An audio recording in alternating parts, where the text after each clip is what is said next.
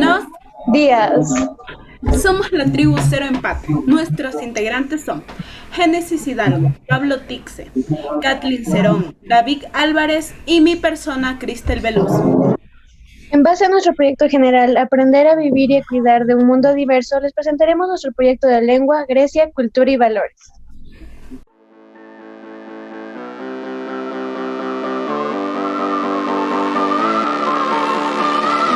Los Juegos Olímpicos se celebran en el Estadio de Olimpa y fueron inaugurados con un sacrificio a Zeus. Se celebran durante un solo día y siempre coincidía con la primera luna llena después del solsticio de verano. Los 5 principales deportes que se jugaron en el periodo fueron atletismo, salto, carrera de expedición, lanzamiento de disco y jabalina. Fueron una serie de competiciones atléticas disputadas por los representantes de diversas ciudades estando en la antigua Grecia. Los registros indican que comenzaron en 776 años antes de Cristo en Olimpia, Grecia. Se celebraron hasta el 393 años después de Cristo. Los juegos se disputaban normalmente cada 4 años o una olimpiada, que era una unidad de tiempo. Durante la celebración de los Juegos se promulgaba una tregua o paz olímpica para permitir a los atletas viajar en condiciones de seguridad desde sus países hasta Olimpia. Los premios para los vencedores eran coronas de laurel, ramas de palmera, cintas de lana e incluso alimentos para toda la vida. La importancia social de los Juegos Olímpicos. Ejercían gran influencia en las relaciones de los estados. Se acudían a ellos desde los sitios más remotos y se establecían treguas de carácter sagrado. Los Juegos Públicos eran una ocasión de acercamiento entre los estados griegos. Constituían verdaderas asambleas generales del pueblo griego. Olimpia se convirtió en una poderosa fuerza que aglutinó con la idea de un panhelenismo creciente. Los antiguos Juegos Olímpicos fueron bastante diferentes a los modernos.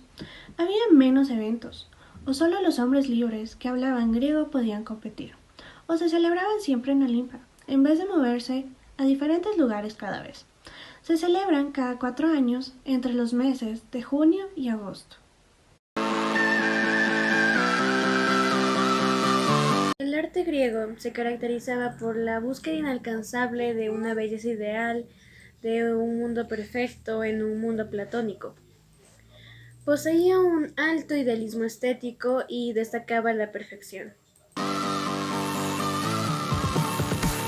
En la pintura hacemos referencia a la cerámica, ya que gracias a esta logramos desarrollar este tipo de arte mediante el diseño de las vasijas, ánforas y platos. En el periodo arcaico que se dio del siglo 7 y 6 a.C., se implementó la figura humana. Los trazados fueron mucho más exactos y detallistas, con el reemplazo del punzón por el pincel. En el periodo clasicista, las figuras de humanos pintadas en vasijas tuvo una gran decadencia y fueron renovadas en el periodo helenístico con mucho más tonos de color y ricamente decoradas.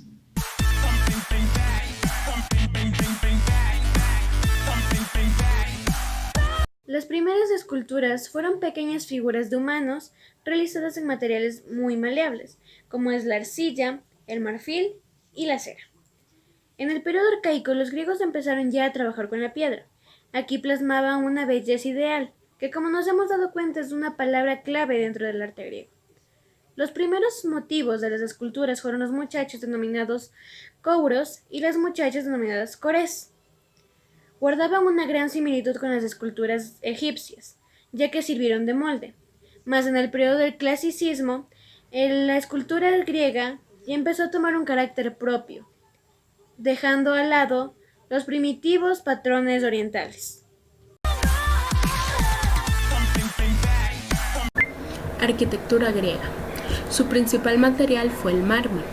El arte griego es la base de toda la cultura occidental.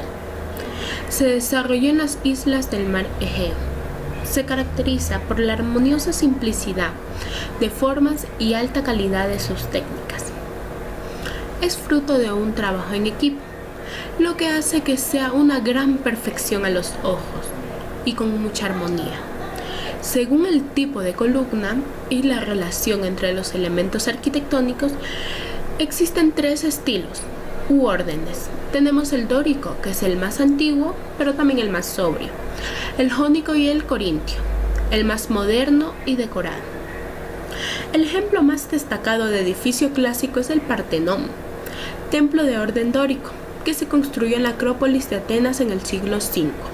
Estuvo dedicado a la diosa Atenea, protectora de la ciudad. En su interior había una enorme escultura. La misma llegó a medir 11 metros de altura. Vamos por la historia de Grecia. Esta da comienzo más o menos a partir del siglo XII a.C.